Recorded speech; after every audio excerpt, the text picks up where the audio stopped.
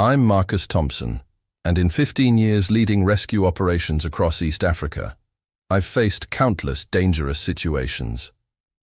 But there was one afternoon in the Ngorongoro crater when we encountered a scenario that tested every aspect of our courage, expertise, and ability to work under extreme pressure while multiple apex predators surrounded us. If you've ever been in a situation where you had to stay calm and focused while everything around you felt chaotic and dangerous, you'll understand this story. Share in the comments about times when you've had to perform under intense pressure. These moments reveal what we're truly capable of when lives depend on our actions. This happened 11 months ago during a routine health monitoring patrol in the crater's central plains. What started as wildlife observation became the most challenging and nerve-wracking rescue operation of my career, requiring split-second decisions while surrounded by some of Africa's most formidable predators. This is case file number 183, and I'm sharing this story because sometimes protecting wildlife means facing your deepest fears and pushing through moments of terror to save animals who have no other hope for survival. Subscribe if you want more stories about high-pressure wildlife rescues. The moments when saving lives requires courage, expertise, and the ability to function effectively, even when every instinct is telling you to retreat to safety. The emergency call came from Dr. Felix Kyoko, the crater's chief wildlife veterinarian, whose expertise in predator behavior made his assessment of the situation immediately credible. His voice carried the tension of someone watching a life-threatening scenario unfold in real time. Marcus, we have a critical situation requiring immediate intervention. Temba, a lioness from the Central Pride, has been injured in territorial conflicts and is now being harassed by a clan of spotted hyenas who've identified her vulnerability.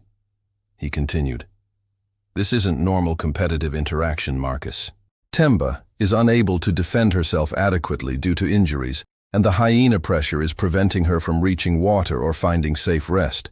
Without intervention, we'll lose one of our most important breeding females." Lioness rescues are among our most dangerous operations, but adding hyena clan dynamics creates exponentially more complex and risky scenarios. Both species are apex predators with sophisticated social structures and territorial behaviors. I asked him, "Dr. Kyoko, what's the current status of her injuries?" "Significant lacerations on her left rear leg, possibly from territorial disputes with neighboring prides. She's mobile, but severely compromised in her ability to defend territory or escape pressure." I assembled our most experienced predator team immediately. Sarah, our veterinarian, had worked with injured lions before, while Mike's equipment would be crucial for managing multiple dangerous animals simultaneously. "This operation will require perfect coordination while surrounded by apex predators," I explained to the team during our emergency flight. "We're entering a situation where lions and hyenas are already in conflict, and our presence will add another variable to an already volatile environment." Sarah was reviewing lioness injury protocols and multi-predator management during our approach. "Marcus, the challenge is treating an injured lion while managing hyena clan behavior. Both species can be unpredictable when their territorial dynamics are disrupted." Mike was preparing equipment for large predator management and medical intervention. "Boss, I've got deterrent systems for hyenas and medical gear for lioness treatment. The key will be creating safe working space while multiple dangerous animals are present." When we reached the crater floor, the scene was more intense than any of us had anticipated. Temba lay in a small clearing, clearly exhausted and in pain, while approximately 8 spotted hyenas maintained positions around her in a loose but persistent circle. The lioness's condition was obviously compromised. Her injured leg prevented normal movement, and her attempts to ward off the hyenas were becoming weaker with each interaction.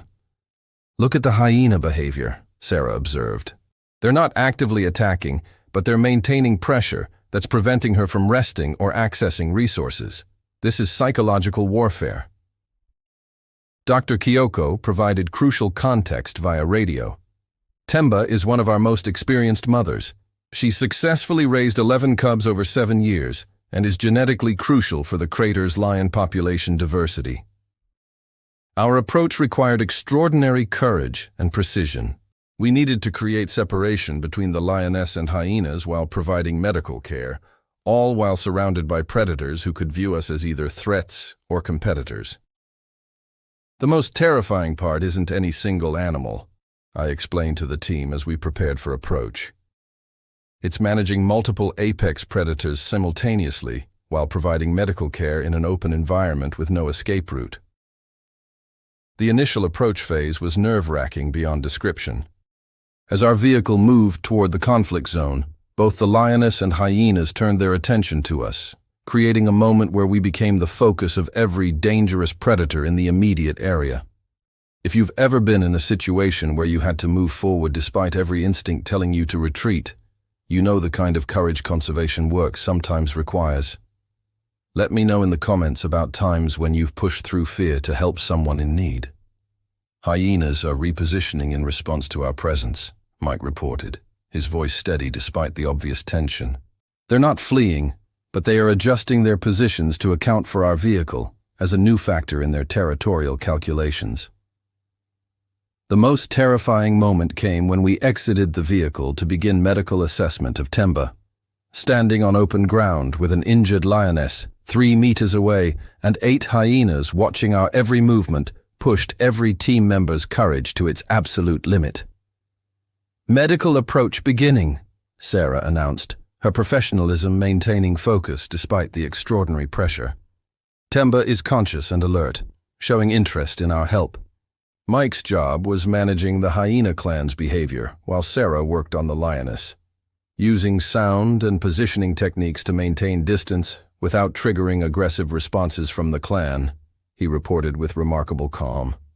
The medical examination revealed deep lacerations that required immediate cleaning and treatment.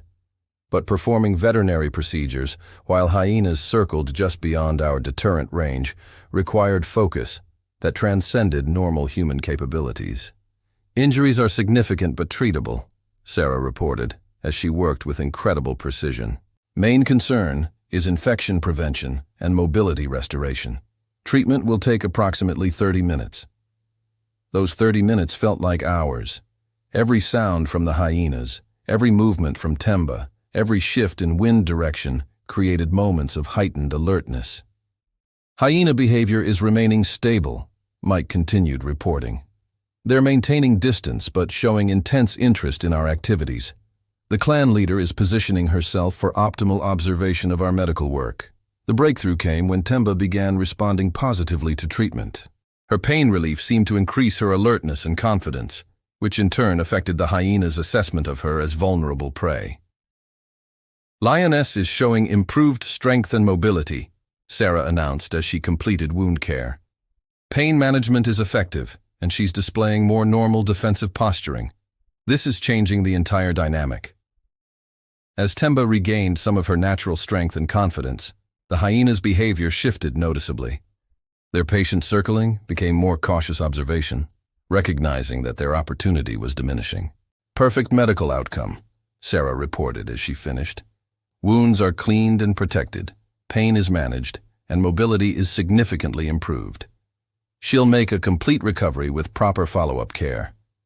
The most rewarding moment was watching Temba stand with renewed strength and confidence. Her natural regal bearing returned as the medical treatment restored her ability to defend herself.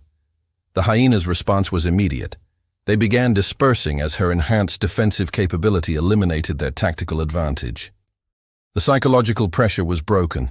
"Hyena clan is disengaging naturally," Mike reported as the predators gradually moved away. They recognized that the opportunity dynamic has changed and are returning to normal foraging behavior.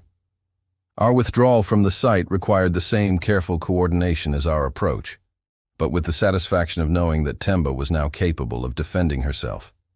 "Complete success," Dr. Kyoko confirmed during our follow-up communication. "Temba has rejoined her pride. Hyenas have returned to typical territorial patterns, and the ecosystem balance has been restored." Follow-up monitoring over subsequent weeks showed perfect healing. Temba returned to full hunting capability and resumed her crucial role. Case file Lao Mighty 3 taught me that conservation sometimes requires facing situations that test every aspect of our courage and expertise, but the alternative, Losing irreplaceable animals makes those terrifying moments worthwhile. I now approach multi-predator situations with enhanced protocols and team coordination techniques. Sarah has become our lead specialist in high-pressure predator medicine, developing techniques that allow effective treatment even in the most dangerous circumstances. This case reinforced my understanding that wildlife conservation requires not just scientific knowledge, but the personal courage to act when animals' lives depend on human intervention despite significant risks. But here's what really made those terrifying moments worthwhile. Watching Temba thrive in subsequent months, successfully raising her next litter of cubs, and contributing to the genetic diversity of the crater's lion population. 8 months later, Temba gave birth to 3 healthy cubs, proving that our intervention not only saved her life, but preserved her contribution to future lion generations. Case file number 183 influenced every subsequent high-risk rescue we've conducted, including the safety protocols that protect our team and the courage-building techniques that help us function effectively under extreme pressure. This case also taught me that the most terrifying moments in conservation work often become the most rewarding. Subscribe if you want more stories about courage in wildlife conservation. If you want me to share more stories about high-pressure predator rescues, let me know which courage story you'd like to explore next. These stories prove that wildlife conservation requires not just expertise and compassion, but the personal bravery to act when animals' lives depend on humans willing to face danger. Which courage and conservation story should I share next? Your comments help me choose which cases will be most inspiring. Thanks for watching.